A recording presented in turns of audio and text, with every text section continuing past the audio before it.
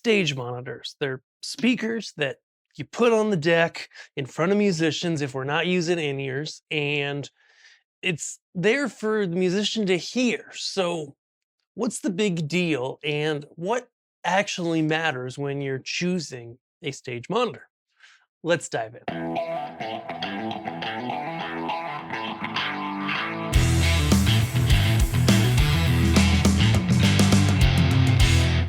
Okay, so when it comes down to it, choosing a stage monitor actually can require some nuance depending on your situation. This here in front of me is a Yamaha DXR10. It makes a pretty decent stage monitor, but not the best. Let's talk about it. So, there's a couple things you want to think about with stage monitors, and probably the biggest is going to be what the angle is of the high frequency driver. Okay, most speakers in the low to mid range are not constant directivity across their whole bandwidth. And what that means is, low frequencies are more omnidirectional, but as you get up towards the higher frequencies where, the articulation, the detail is in instruments and vocals, you have a lot of directivity there. Okay, you have a defined beam angle that, more or less is how the sound actually comes out at most of the higher frequencies. So there can be some issues with this, right? Because you take a speaker like this and you point it out at the audience, right? Typical PA system speaker. Okay, this is a 90 by a 60. A lot of cheaper speakers are like a 90 by a 40. Okay, it works because you're 90 wide. That makes sense. You want to be generally wider, but you generally don't need a lot of vertical because, people are either all on a flat plane, kind of the audience, or you have it up and tilted down a little, and you're not wanting to hit the ceiling a lot. You're not wanting to hit the walls a lot. You just want to aim it towards the audience. And so horizontal generally is wider than vertical. Okay.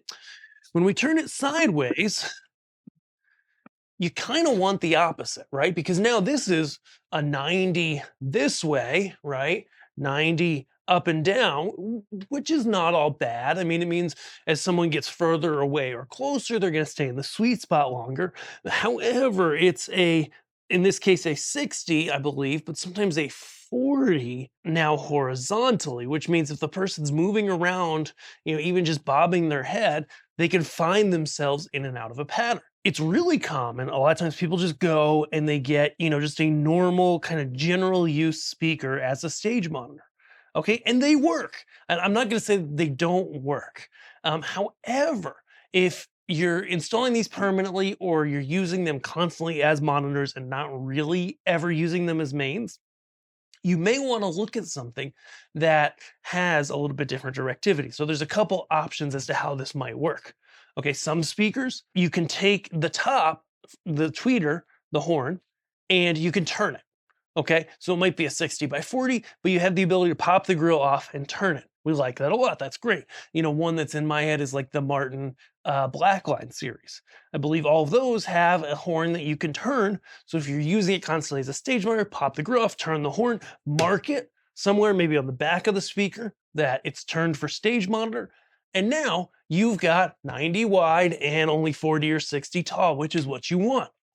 The other option is to look at speakers that are more designed for stage monitoring. Now, there's going to be a couple advantages there. Okay, so a lot of dedicated stage monitors, like I'm thinking in my head of like the Yamaha CHR12M, great speaker. And there's a DHR model of that too, I believe. If I'm wrong, oh well. But they're a coaxial driver. Now, what's different about a coaxial driver and why do we like them so much? So a standard low driver with a high driver on top works pretty well for PA speakers.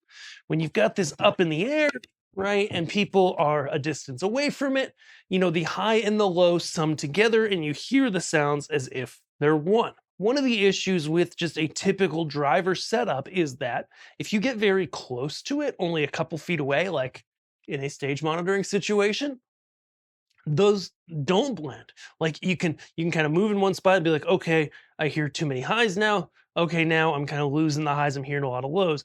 And just in moving even this much, you can actually get in different spots. Okay, and hear different sound. Coaxials are different. So in a coaxial driver configuration, Okay, you've got the high driver right smack in the middle of the low driver. There's a couple ways they do this, but regardless, that's how it is. So that the center of the sound from both the high and the low driver are actually in the same spot. They tend to be a little bit smaller as well, because you just have, the 10, 12, 8-inch low driver and the high drivers in the middle instead of having a separate piece on the top. So that's handy as well. The cool thing about coaxials is they tend to be wider as well, which works really well for stage monitors, right? Like 100-degree or 120-degree horizontal and vertical means that even if somebody's right on top of this monitor, like I am here, right, or it's on the ground, I'm right on top of it, just a couple feet away, then it's getting wide enough that I can move a little and I don't fall out of the pattern. I can hear the whole time. And so that's going to be the benefit there. The other thing to think about is passive or active. Okay. So, you know, passive speakers, I like them a lot, but in this modern age with DSP tunings, active speakers typically come in a little bit less expensive, seemingly just as reliable these days if you get a good one, but they're going to be more efficient and sound better, active speakers are, than passive. I really do there's one thing I like about passive speakers is you run one cable to it. However, that being said, active speakers are a very good buy. The only gotcha you're really going to watch out for is just, okay, making sure you set your volume somewhere, right? Could be 0, could be, -10, wherever you set them.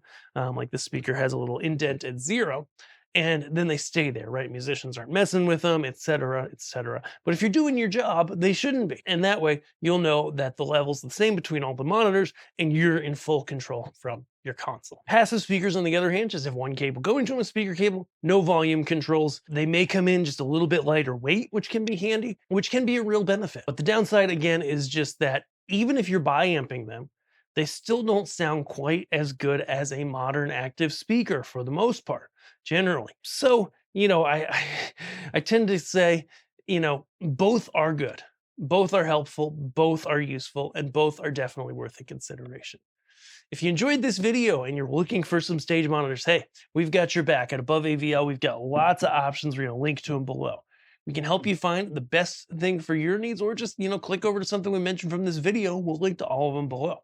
Feel free to send us an email anytime at gear@aboveavl.com, GEAR at aboveavl.com, or fill out our contact form on our site. It's all below. We'd love to help you find the best thing for your specific needs and help get it in your hands.